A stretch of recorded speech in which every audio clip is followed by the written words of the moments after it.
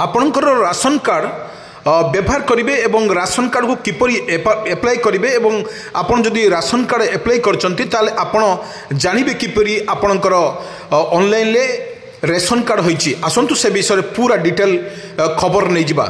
Ration card हेउची Bharat रे एक गुरुत्वपूर्ण complement जहाँ सरकार राशन कार्ड पाइबा पाई एबे परिचय पत्र भाव व्यवहार तो हुए या राज्य सरकार द्वारा जारी कर जाइछि एवं सार्वजनीन वितरण प्रणाली एवं जो पीपीडीएम अधीन रे आभासी परिवार को अभावी परिवार को सस्ता मूल्य रे राशन जोगाई दिया जिवो।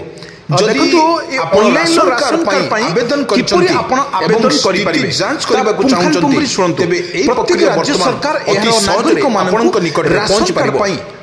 करने को एक सुविधा प्रदान करछंती। आपण एहाकू ऑनलाइन किंबा ऑफलाइन रे मोड रे पूर्ण करि परिबे। ओडिसा रो आवेदन thefoods.odisha.gov.in को जानतु राशन कार्ड आवेदन संपूर्ण मागणा थरे आवेदन करिला परे एको जांच राशन कार्ड स्थिति जांच करबा राशन कार्ड स्थिति किपरि जांच अनुसरण करि परिबे। सर्वप्रथम जो भली दिए जाइछि आपन को मने रखिदो.in सिटीजन कॉर्नर बा विकल्प चयन करंतु। एहा परे know your ration card status उपरे क्लिक करंतु।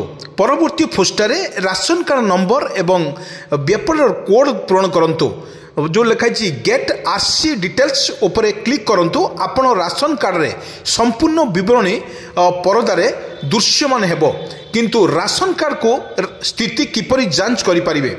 जदि आपणकर आधार कार्ड व्यवहार करी स्थिति जांच करबा को चाहते तेबे पोर्टल रे एवं नागरिक जोगाण जॉइन करंतु। आपण को आधार नंबर एवं पीडीएस के पोर्टल पर प्रवेश करंतु। विवरण दाखल करंतु। एहा परे आपणकर राशन कार्ड सूचना परदारे वेबसाइट को जिबे आपण ऑनलाइन ले मध्य आको अप्लाई करि परिबे। आपणकर राशन कार्ड स्थिति जांच करिवार वर्तमान स्थिति सहज हो पार ऑनलाइन ले पोर्टल किंबा आधार कार्ड रे साहाय्य आपण एहाकू सहज रे जांच करि परिबे। किंतु मने रखंतु आपणकर जो भली राशन कार्ड को स्थिति को नहीं सरकार को घोषणा करचंती आपण राशन कार्ड बारंबार परेशान जो होचंती एवं खूब शीघ्र यार समाधान पाई जो भली व्यवहार करा जाउची ताकू मध्य तुरंत करिवे।